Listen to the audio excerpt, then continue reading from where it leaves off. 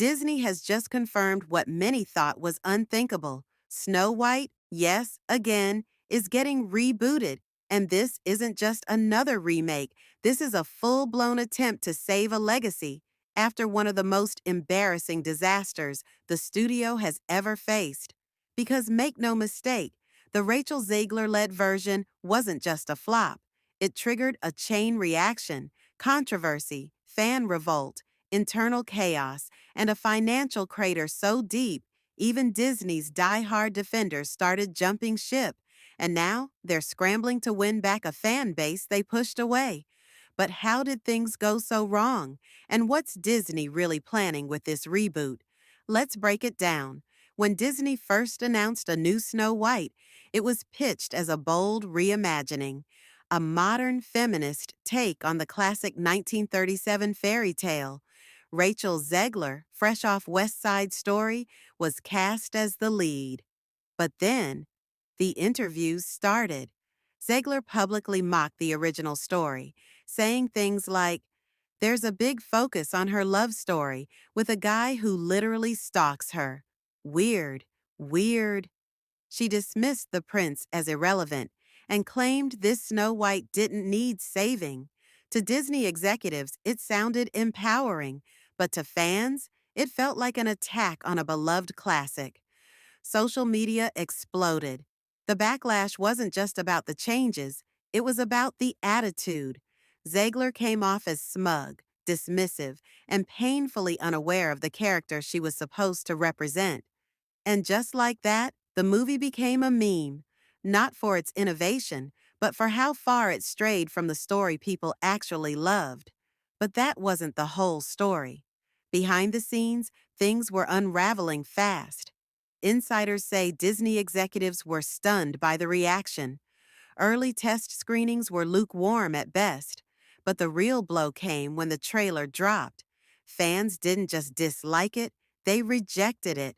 Nostalgic viewers, film critics, and even Disney's usual allies in the press all lined up to say the same thing.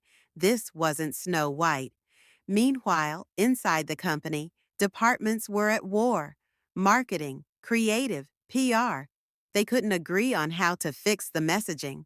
Some wanted to double down. Others wanted to backpedal. The result? A promotional campaign that contradicted itself at every turn. One minute it was about empowerment.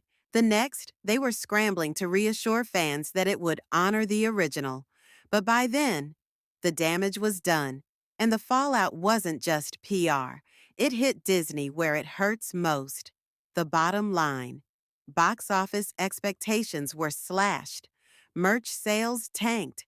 Major retailers marked down toys and apparel just weeks after launch. Inside Disney's consumer products division, reports surfaced of millions in unsold stock.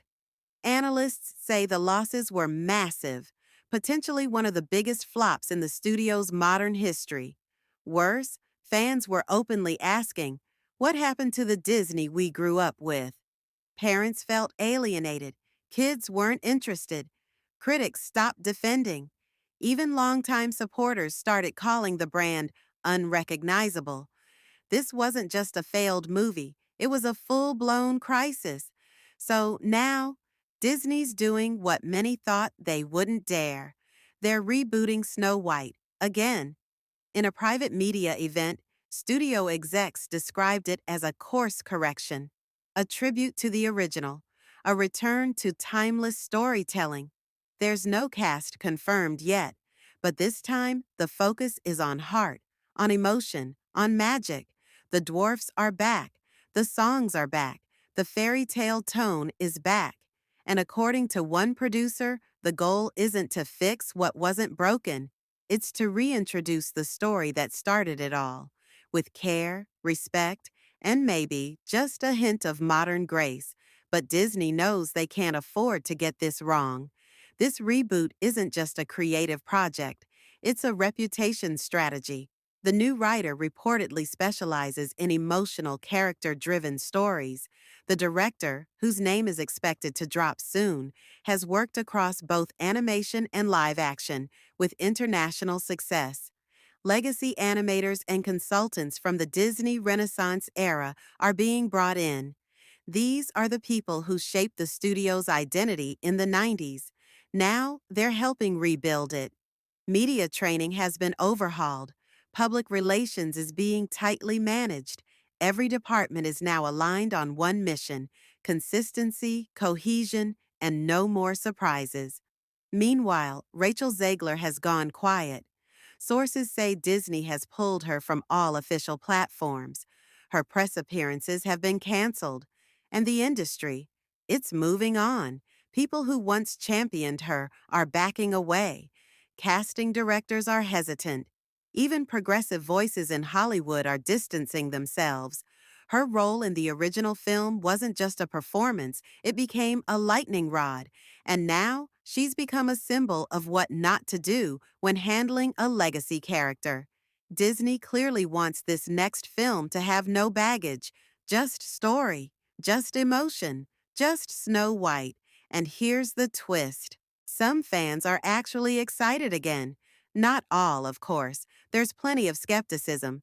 But message boards and comment sections are full of people saying the same thing. Just give us the magic back. They want the forest, the romance, the songs, the charm. They don't want to be lectured. They want to be enchanted. Disney is listening, finally. Marketing is already underway with teaser art, park tie-ins, soundtrack previews, and behind-the-scenes featurettes planned for the long lead-up. Pre-production starts late 2025. The release is slated for spring 2027. It's going to be a long road, but Disney is betting everything on it. This reboot isn't just about a princess. It's about a studio trying to find its soul again. Snow White was the film that built the Disney empire. And now, in a moment of crisis, the company is turning to her once more. Not just to make money, but to win back trust. Because this time, the stakes aren't just box office. They're symbolic. The question isn't whether Disney can make another Snow White. It's whether they can make one that audiences will believe in. And if they fail again, it may be a long time before we ever hear Once Upon a Time the same way again.